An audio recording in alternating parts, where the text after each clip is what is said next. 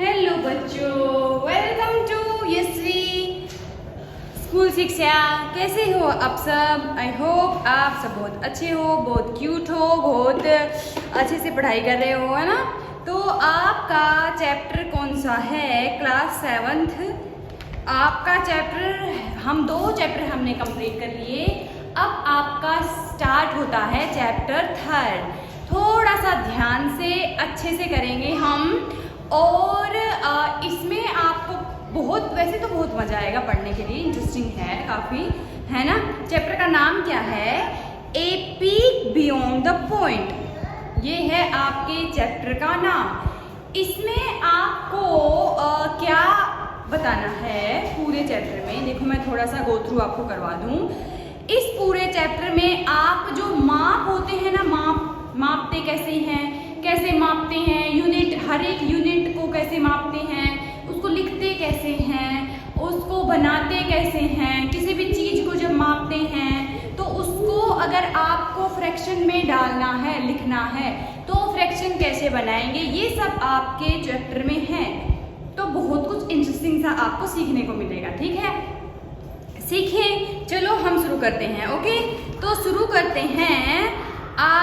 क्या है कि शुरू में देखो आपको एक इंटरेस्टिंग सी स्टोरी दी गई है। एक बच्चा है आपके जैसा, उसका एक टॉय है जो टूट गया, ठीक है।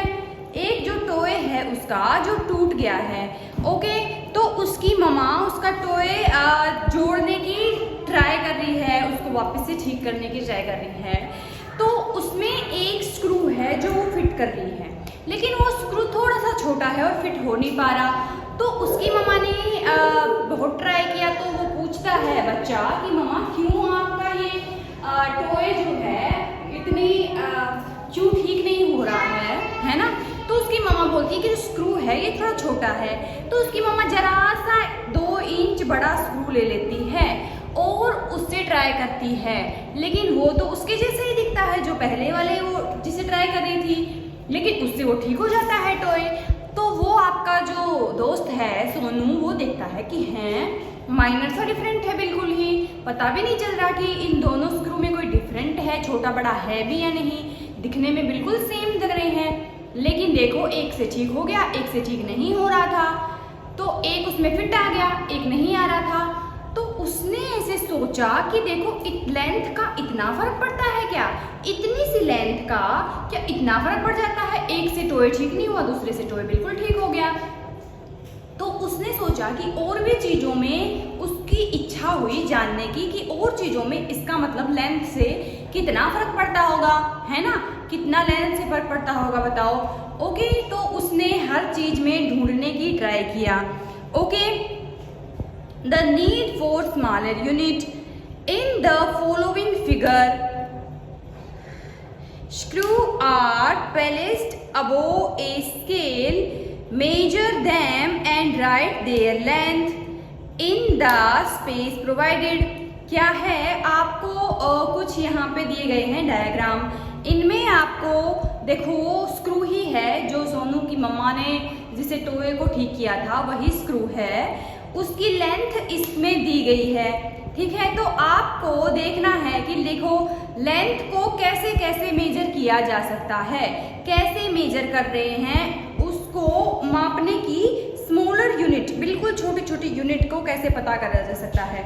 देखो पहले में आपको दिया गया है कुछ इस तरह से दिया गया है, ये 1, ये 2, ये है इंच, ये 1 इंच, ये 2 इंच, ये यहाँ से यहाँ तक 3 इंच, ठीक है, इतना दिया गया है। अच्छा, फिर क्या किया, जो स्क्रू है वो आपका यहाँ तक कुछ इधर तक आपका पॉइंट किया गया है, इधर तक ऐसे पॉइंट किया गया है और ऐसे उसको बना दिया गया है स्क्रू को, है ना, ऐसे आपका स्क्रू बना दिया गया है, ऐसे उसको पॉइंट किया गया है कि उसकी लेंथ यहाँ से यहाँ तक है। तो इसमें आपको क्या दिया गया है, 1 इंच का डिफरेंट दिया गया है, सिर्फ डिस्टेंस कितना बताया गया है। इस स्केल में आपका स्केल होता है, आपने देखा होगा स्केल, उसमें देखो बिल्कुल ऐसे छोटे माइनर से यूनिट ऐसे होते हैं, मापने की मेजर इकाई होती है ना उसमें यूनिट।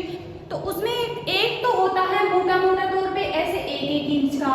एक फिर देखो आपको अगले डायग्राम में दिया होगा आधा इंच यहाँ पे, फिर इन दोनों के बीच, फिर इन दोनों के बीच। ये तो है देखो आपके इतने इतने, इनको तो आपको इतना लंबा कर दिया गया है, लेकिन ये जो है बीच में छोटे छोटे यूनिट एक और बना दी गई है, इनसे हाफ होगा। यहाँ पे ये यूनिट 1 इंच है और यहाँ पे हो गई आधा इंच। ये आधा इंच पे मार्क और लगा दिया गया है। फिर आप अगर ध्यान से देखेंगे तो इसके बीच में इस तरह से मेजर किया गया है, 4 पार्ट इसके बना दिए गए हैं। तो ये क्या हो गया, 1 2 3 4 5, ये हो गए आपके 5 पार्ट और 5 पार्ट ये हो गए 10। ठीक है, इस तरह आपको मेजरमेंट किया गया है। तो अगर ये आपको बिना बताए, अभी तो मैं आपको तो सारे बता रही हूँ, लेकिन इसमें आपको ये नहीं दिए गए, हाफ इंच वाले आपको नहीं दिए गए, सिर्फ 1 इंच वाले 3 दिए गए हैं। तो आपको ये बताना है कि बताओ कि कहाँ से कहाँ तक पहुँचता है। तो आप बोलोगे, अगर इसमें बताओगे स्केल में, तो क्या बताओगे, 2 से 3 के बीच में है 2 सेंटीमीटर और 3 सेंटीमीटर के बीच में है ये, है ना। अच्छा, अगले में आप बताओगे, अगर आपको ऐसे हाफ इंच वाला और दे दिया तो आप देखो, आप अगले में देख के बताओ, आपको हाफ इंच वाला और दे दिया तो जो पॉइंट किया गया है वो हाफ इंच से थोड़ा सा आगे है ना, इधर पॉइंट किया गया है, जरा सा माइनर डिफरेंट है, थोड़ा सा आगे है।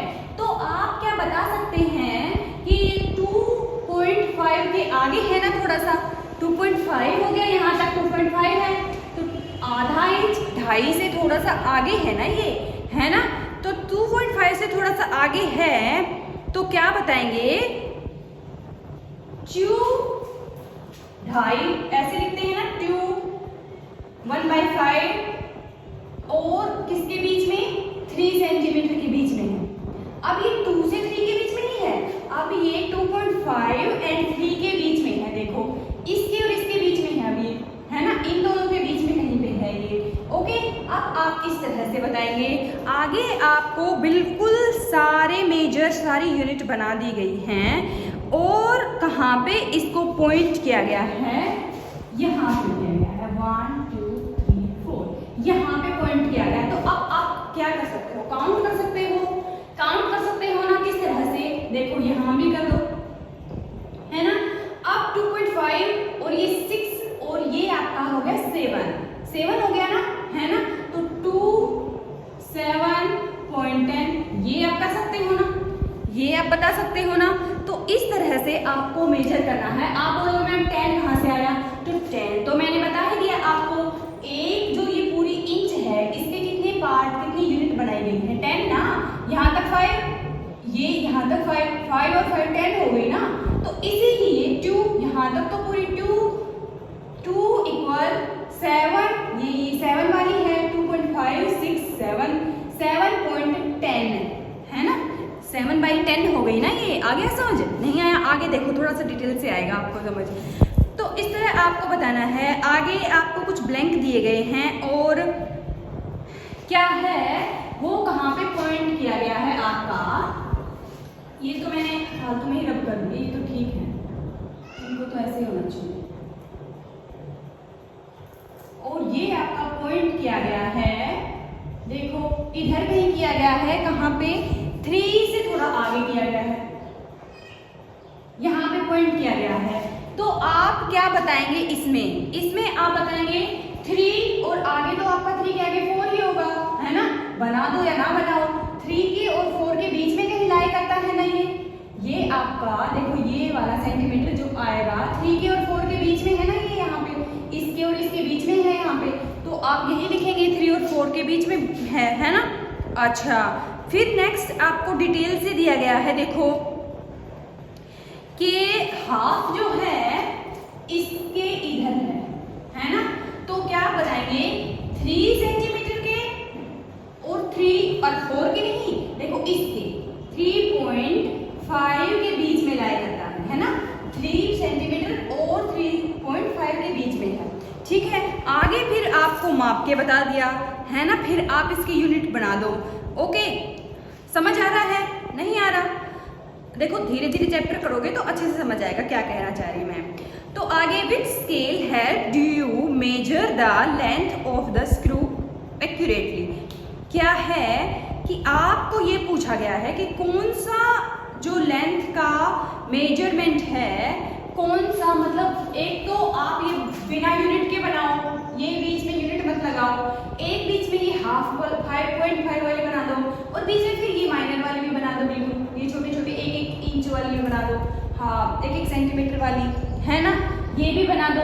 तो कौन सा स्केल आपको ज़्यादा हेल्प करेगा मेजर करने में, कौन से ज़्यादा डिटेल से पता चलेगा कि एक्यूरेटली किस जगह पे है। देखो इसमें हम अगर ये नहीं लगाते हैं इस स्केल में, सीधे सीधे ऐसे है 0.1, 1 से 2, 2 से 3, 3 से 4, ये बीच में कुछ नहीं है, तो क्या बताएंगे हम सीधे 3 से 4 के बीच में है, लेकिन 3 से 4 के बीच में कहाँ है, कहाँ है। तो ज़्यादा डिटेल से हमें किस स्केल से पता चलेगा, जब हम पूरा ये इस तरह से यूनिट लेंगे, इस तरह यूनिट लेंगे तभी तो पता चलेगा ना।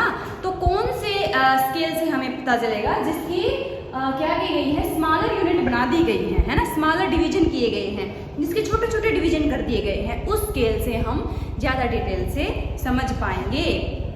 अच्छा नेक्स्ट है, what is the meaning of 2 = 7/10 centimetre the length of the first screw. इसका क्या मतलब है, 2.7/10 का मतलब क्या है, ठीक है। फर्स्ट स्क्रू की जो लेंथ है, देखो 2/7.10 ये आपको दिया गया है। इसका मतलब क्या है, इसका मतलब ये है कि दो तो ये है, देखो अगर आप इसको मल्टीप्लाई करके टोटल लिखोगे तो आपको करना आता होगा ना, करना आता है आपको, फ्रैक्शन सोल्व करना आता है। कैसे करेंगे, 10 को मल्टीप्लाई कर देंगे 2 से और इसमें प्लस कर देंगे 7 को, कितना आएगा 27/10। ये तो हो गया वैसे, लेकिन ये इसमें बताने में ज्यादा इजी रहेगा। कैसे, क्योंकि ये 2 है, 2 से थोड़ा सा और भी कुछ लिखा हुआ है इसके आगे, तो इसका मतलब क्या है कि 2 से ज्यादा है ना, लेकिन 3 से कम, यहाँ पे 3 नहीं लिखा हुआ है ना, तो 2 से ज्यादा मतलब कि 2 से क्या है, 2 से ज्यादा है और 3 से कम है ना। इससे हमें ये पता चल रहा है ना, अगर 3 यहाँ पे लिखा होता, यहाँ पे 2 की जगह 3 होता तो 3 से ज्यादा हो जाता है ना, और 4 से कम।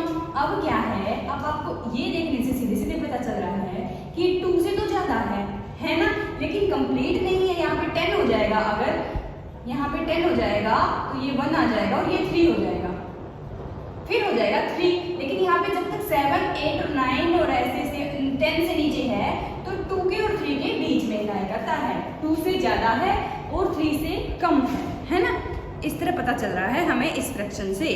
नेक्स्ट है, can you explain why the unit was divided into smaller part two measure the screw. क्या आप एक्सप्लेन कर सकते हैं कि यूनिट्स को स्मॉलर पार्ट में डिवाइड क्यों किया गया है, स्क्रू को क्या करने के लिए, मेजर करने के लिए, है ना, कि क्योंकि बताया मैंने, वो मैं आपको पहले बता चुकी हूँ, जितना हम इसके पार्ट बना देंगे, जितना हम स्मॉलर पार्ट बना देंगे, इसको डिवाइड कर देंगे जितने स्मॉलर पार्ट में, उतना हम डिटेल से देख सकते हैं ना। जैसे अभी 3 से 4 के बीच में है तो हम बस ऐसे मोटा मोटा अंदाजा लगाएंगे 3 से 4 के बीच में, 3 से 4 के बीच में कहाँ, 3.1, 3.2, 3.3, 3.4, 3.5, इस तरह एग्जैक्ट एक्यूरेटली बताने में हेल्प करता है हमें ये स्मॉलर डिवीजन, कि ये जो स्मॉलर डिवीजन बनाया गया है ना आपका, ये वाला बिल्कुल एक्यूरेट पता करने में हमें हेल्प करता है, ठीक है। ये आपका आंसर होगा, ओके।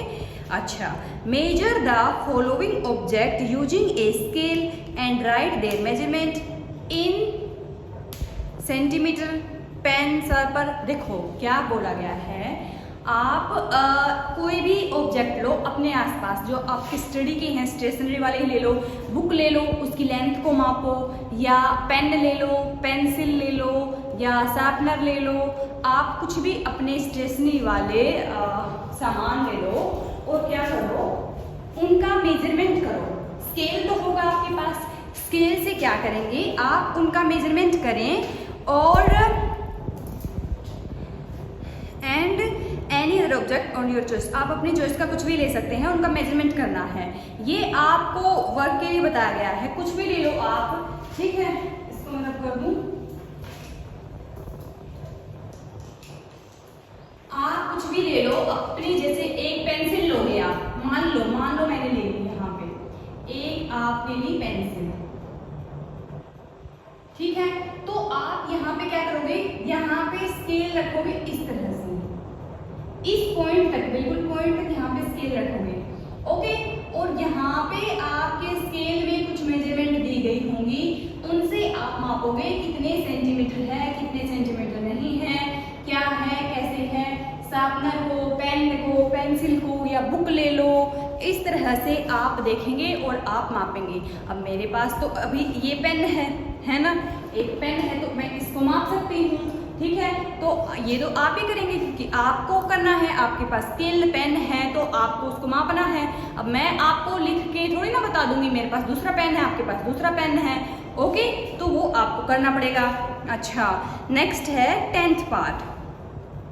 ये 10th पार्ट ये आपका है, the length of the pencil shown in the figure below 3.4 by 10 unit, ठीक है। इन्होंने जो है एक पेंसिल का मेजरमेंट किया है, ओके, जो नीचे दी गई है आपको, और उसका क्या आया है, लेंथ उसकी आई है 3.4 by 10, मतलब 3 के और 4 के बीच में हो गया, 3 पॉइंट लग गया ना, 4 by 10 है, तो 4 तो नहीं है, 4 तक तो नहीं पहुंच पाया है ना।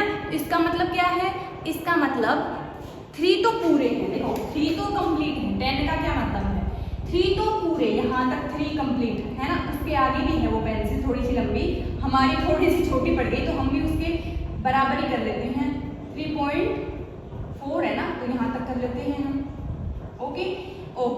तो क्या है वो पेंसिल, 3 पॉइंट का मतलब 3 तो पूरे, और 4 by 10 का मतलब क्या है, जो 10 है ना आगे पार्ट, आगे जो 10 छोटे छोटे पार्ट बनेंगे, 1 2 3 4 ये 5, ये इस तरह से बनेंगे, जो वो 10 पार्ट, उनमें से 4, मतलब इसका ये है जो 10 by 4 है ना, जो आगे वाले 10 है ना, उनमें से 4, अगर पिछले वाले में 7 by 10 था ना, तो मतलब 10 में से 7, 10 में से 7, इसका मतलब ये होता है जो आगे आपके 10 पार्ट हैं उन 10 में से 7 यहाँ पे हैं, इन 10 में से 4, ठीक है।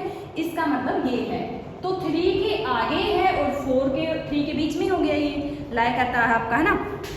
अच्छा, तो ये आपकी यूनिट है, which can also be read as 3 unit and 4 1/10 हो गया, 3 × 1 एंड 4 × 1 by 10 यूनिट, ठीक है। 3 को 1 से मल्टीप्लाई किया गया है और 4 को 1 by 10 से, ओके। तो आपके 10 टाइम किस तरह बने, 10 टाइम जब बने, जब क्या होंगे, 1 by 10 1 by 10 1 by 10 1 by 10 को कितनी बार लिखा गया है, 10 टाइम लिखा गया है, 10 टाइम लिखा गया है जब आपकी एक यूनिट बनी है। कैसे, एक यूनिट यहाँ से यहाँ तक बनी है ना, 3 से 4 तक, और पार्ट कितने हैं, देखो 10 पार्ट है, 10 पार्ट है ना इसके, और यहाँ से यहाँ तक इंच तो एक ही है, यहाँ से यहाँ तक कितनी इंच है, 1 इंच है, ये इससे 1 से 2 तक कितनी इंच है, 1 इंच है, लेकिन इसके अंदर कितने पार्ट हैं, 10 पार्ट हैं, 1 by 10 1 by 10 1 by 10 कर दोगे आप, तो 10 टाइम करोगे जब जाके एक यूनिट बनेगी। तो यहाँ तक 3 यूनिट बनाने के लिए क्या करना पड़ेगा, 30 टाइम 1 by 10 लिखना पड़ेगा, है ना। तो ये क्या है, 3.4 × 1 by 10 34 by 10, 30.1 लेंथ है, ओके। 3 and 4 1 लेंथ, मतलब 1 प्लस करो, इस तरह कर दो, 1 by 10 की बजाय 1 + 1 + 1, कौन सा ये, कौन से 1 प्लस ये, एक यूनिट ये, एक ये, एक ये, 10, उसके आगे ये छोटे वाली है, छोटे वाली क्या है, +4 by 10, इस तरह से, ठीक है, इस तरह से किया गया है, ओके। तो आगे देखो आपको कुछ नाप दिए गए हैं, एक आपको उंगली फिंगर का साइज दिया गया है, एक आपको बॉक्स का हाइट दी गई है, इस तरह एक आपको लीव्स दी गई है, पत्ती है ना, उसकी लेंथ आपको बताई गई है। तो इस तरह से आप भी अपने हैंड को नाप सकते हैं, अपनी फिंगर को, या अपने इसके यहाँ से यहाँ तक अपने हाथ को, अपनी कलाई को, या अपनी बुक को, आप इन चीज़ों को ही अपने आसपास कोई भी चीज़ हो उनको माप के देखो और उसमें निकालो। अब आपको ये समझ आया कि किस तरह से आपको फ्रैक्शन में उसको लिखना है, समझ आया? आई होप आया होगा। नेक्स्ट देखो, आपका एक क्वेश्चन है, arrange this length in increasing order. Increase मतलब छोटे से बड़ा, इंक्रीज तो आपको पता होगा है ना।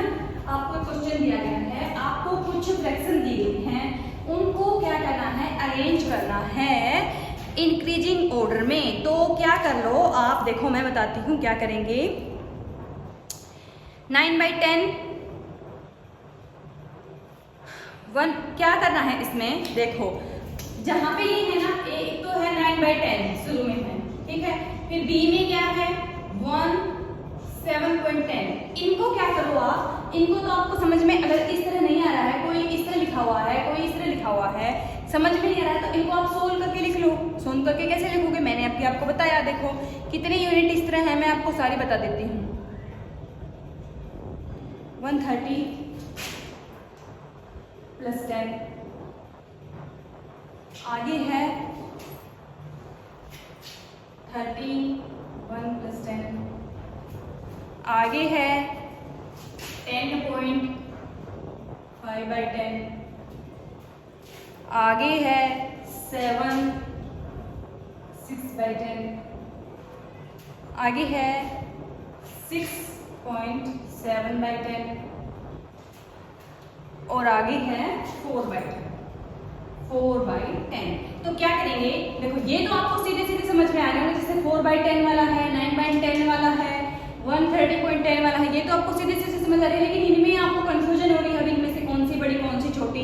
तो आप क्या करें, सीधे सीधे देखो, आप इनका सॉल्यूशन कर लें। मैं आपको बता चुकी हूँ पहले कि सॉल्यूशन कैसे करना है, बता चुकी हूँ ना पहले कि सॉल्यूशन आप किस तरह करेंगे। 10 को मल्टीप्लाई करो 1 से, कितना हो गया, मल्टीप्लाई करना है, मल्टीप्लाई कितना हो गया, 10 को मल्टीप्लाई करोगे 1 से 10 हो गया, प्लस ऊपर वाला प्लस कर दो, कितना हो गया 17। इस तरह लिख दो, इस तरह लिखोगे तो आपको पता चल जाएगा ये 17 जो है 9 से बड़ा है या छोटा है। देखो नीचे तो सबके 10 है, तो नीचे वाले 10 तो छोड़ दो, ऊपर वाले देख लो, इनको भी सोल्व कर लो। 30 को, ये तो वही वाली फ्रैक्शन है ना, ये तो वही वाली फ्रैक्शन है, ये तो वही वाली फ्रैक्शन है, मैंने सोल्व करके लिख दी, ये तो आपका वो हो जाएगा है ना। 13 को 10 से मल्टीप्लाई करोगे तो कितना हो जाएगा, है ना, ये तो आपकी वो होगी, अच्छा नहीं वो अलग थी ना, अलग थी 1/10, ये अलग थी ना, तो ये हो गया 130 + 1 131 है ना, ये हो गया 131/10, ये हो गया आपका। अच्छा 10 को 10 से करो कितना हो गया 100 में 5 प्लस कर दो, कितना हो गया 105 + 10, ये कितना हो गया 7 को 10 से मल्टीप्लाई करो, नीचे वाले से इसको मल्टीप्लाई कर दो और जो आया ऊपर वाला प्लस कर दो, बस यही करना है। एक ओके, तो ये हो गया 76 हो गया। अच्छा ये हो गया 67 और ये है ही, अब देख लो, अब सीधे सीधे पता चल रहा है, नीचे वालों को तो 10 है सारे, इनमें तो कोई कंफ्यूजन नहीं, ऊपर वाला कौन सा छोटा है कौन सा बड़ा है, तो सबसे छोटा है ये, तो आप पहले लिख दोगे ये, इसके बाद 9/10, इसके बाद यही है ना 17 वाला 17/10, इसके बाद है 67 है ना, इसके बाद 67 वाला है, और इसके बाद 76, फिर है 76/10, और फिर है आपका 105 वाला, और फिर 130, और लास्ट में 130/10 और 131, ये हो गए आपके इंक्रीजिंग ऑर्डर में। ठीक है, कर लेंगे छोटा फिर बड़ा। क्या करेंगे, इनका पहले सोल्यूशन कर लेना, फिर सोल्यूशन करके तो आप सीधे सीधे 9 से 17 कितना बड़ा है, ये तो बिल्कुल इजी बच्चों वाला क्वेश्चन है ना, ये तो बिल्कुल इजी हो जाएगा, तो आप सोल्व कर ही लेंगे इसको तो। ओके, तो देखो थोड़ा सा आपको चैप्टर समझने में थोड़ा सा टाइम लगेगा, थोड़ी सी आपको दिक्कत आएगी शायद, वैसे तो नहीं आएगी, इजी है ना। ऐसा कुछ है नहीं, आप पहले कर भी चुके हैं ऐसे क्वेश्चन फ्रैक्शन वाले।